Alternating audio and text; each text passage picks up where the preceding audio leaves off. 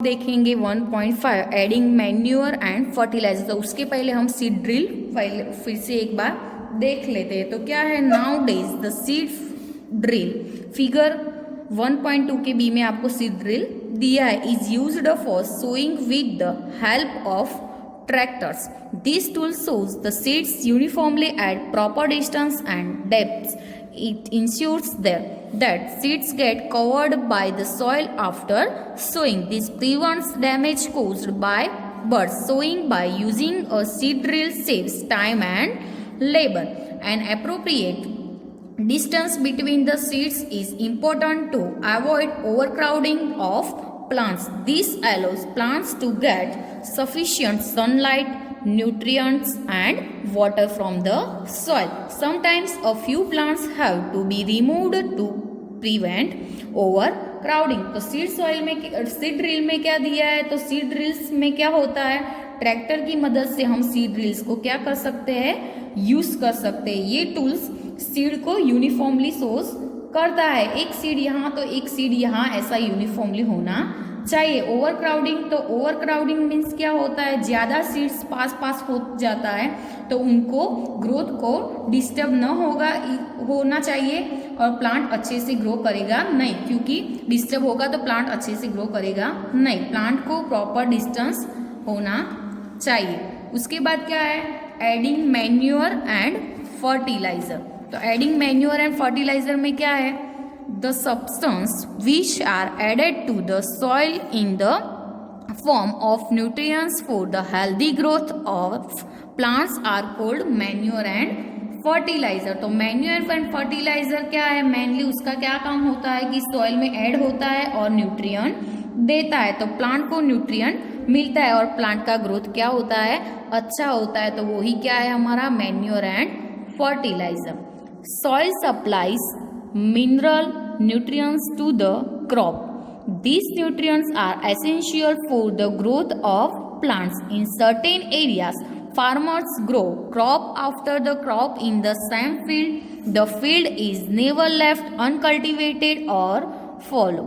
Imagine that what happens to the nutrients. The continuous growing of crops makes the soil poorer in certain nutrients. Therefore, farmers have to add manure to the fields and replenish the soil with nutrients. This process is called manuring. Improper or insufficient manuring result in weak plants. तो उसमें क्या मतलब होता है, जो वो एक बार आप समझ लेते हैं। इन शॉर्ट इसमें क्या लिखा है कि सॉइल जो है वो प्लांट को मिनरल न्यूट्रिएंट्स प्रोवाइड करते हैं और उसका काम क्या होता है, जो न्यूट्रिएंट्स होते हैं वो प्लांट्स को ग्रोथ करने के लिए बहुत क्या होता है, एसेंशियल होता है। तो वो ऐसा होता है कि फार्मर क्या करता है, एक क्रॉप लगाने के बाद तुरंत क्या लगाता है, दूसरा क्रॉप लगाता है। मतलब कि कोई फील्ड है तो क्रॉप को ग्रो कर दिया है, क्रॉप मैच्योर हो गया है, तो मैच्योर के बाद आपने आगे दिखा कि जब क्रॉप मैच्योर हो जाता है तो हम क्या कर देते हैं, हार्वेस्टिंग कर देते हैं। हार्वेस्टिंग के बाद हम क्या कर देते हैं, उसका स्टोरेज कर देते हैं। तो हार्वेस्टिंग के बाद तुरंत ही क्रॉप को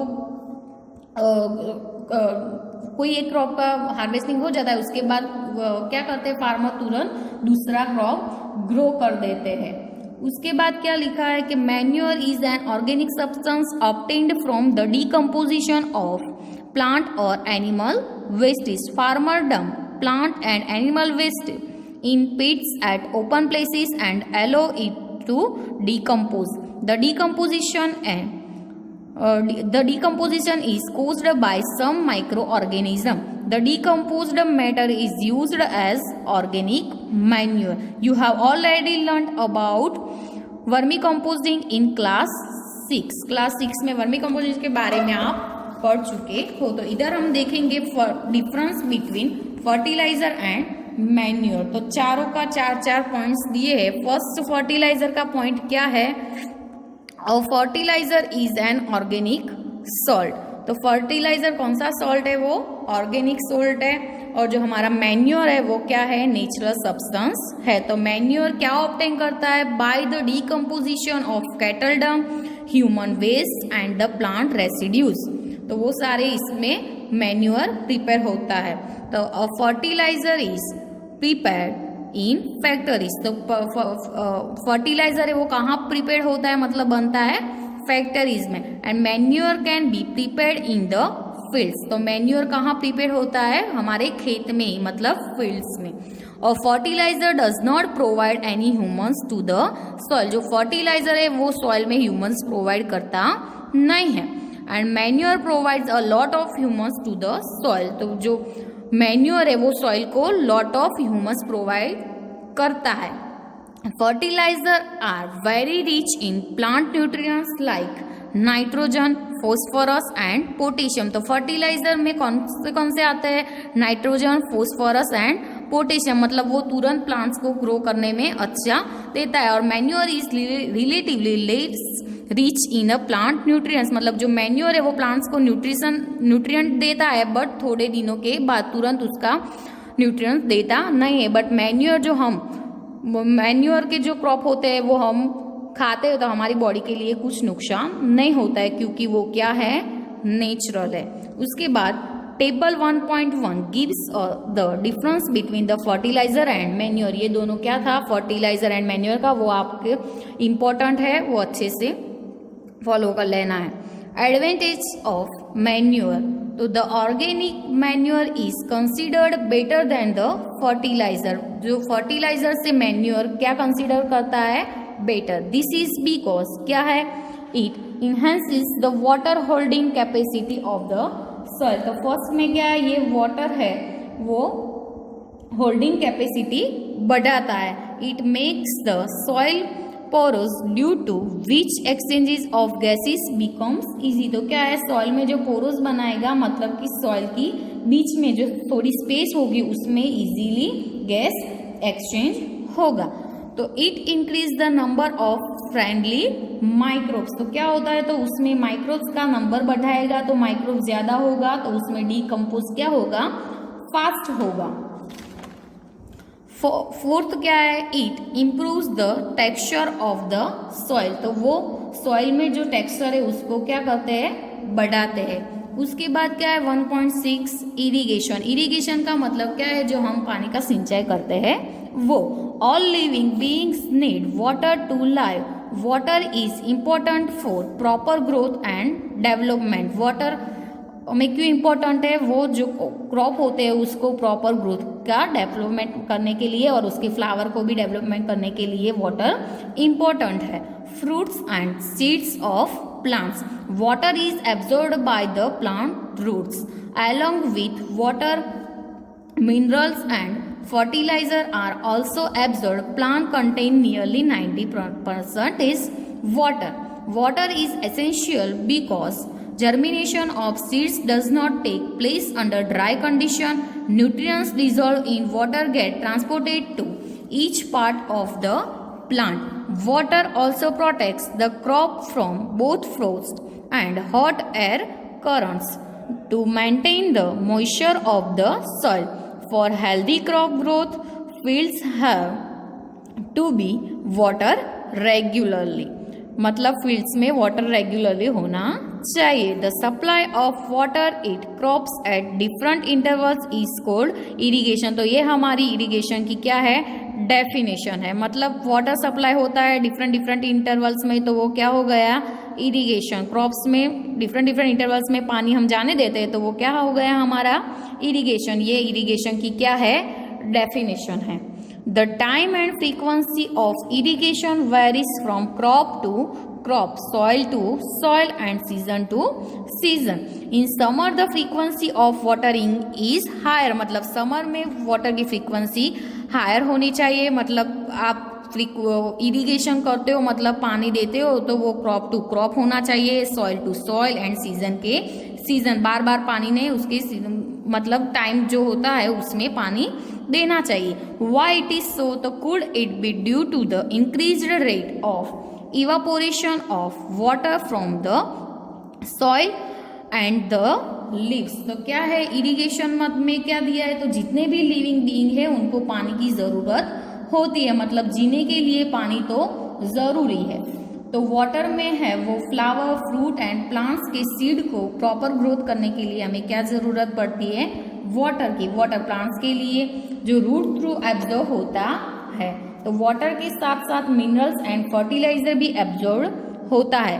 प्लांट लगभग 90% वाटर प्लांट में कितना होता है, 90% वाटर नियर बाय होता है। तो वाटर क्यों जरूरी है? सपोज आप कोई सीड को ग्रो करोगे तो सीड पहले क्या होगा, ड्राई होगा, तो उसमें हम पानी डालेंगे तो ही सीड्स जर्मिनेशन होंगे, उसका ग्रोथ होगा। तो वाटर जितने भी न्यूट्रिएंट्स होते हैं वो प्लांट्स के हर एक पार्ट तक वो पहुंच सकते हैं। क्रॉप को प्रोटेक्ट करता है, तो हॉट एयर से भी वो क्या करता है, प्रोटेक्ट करता है। तो प्लांट को हेल्दी रखने के लिए हमें फील्ड में क्या, रेगुलर वाटर होना चाहिए। तो इरिगेशन की डेफिनेशन इधर है, the supply of water to crops at different intervals is called irrigation. ये हमारी इरिगेशन की डेफिनेशन हो गई। तो आप क्रॉप को जब इरिगेशन देते हो तो crop to crop, soil to soil and season to season आधारित इरिगेशन देना चाहिए। तो इधर क्या दिया है, sources of irrigation.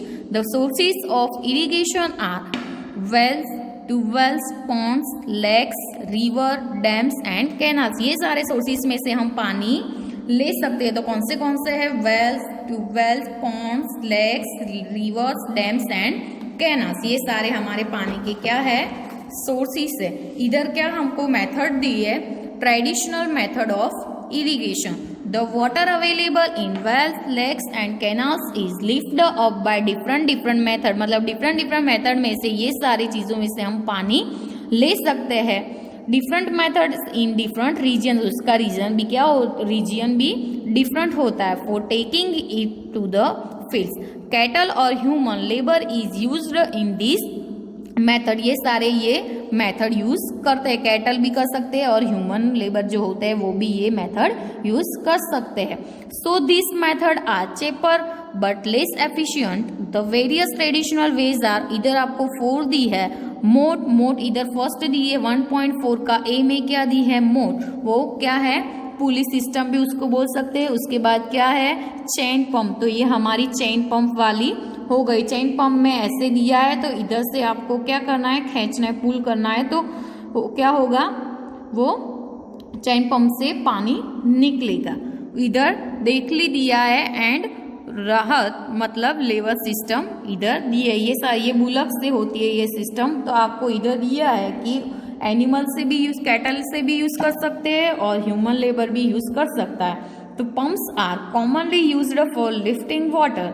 Diesel, biogas, electricity and solar energy is used to run this pumps. ये पंप से आप एनर्जी, सोलर एनर्जी है वो भी रन कर सकते हो।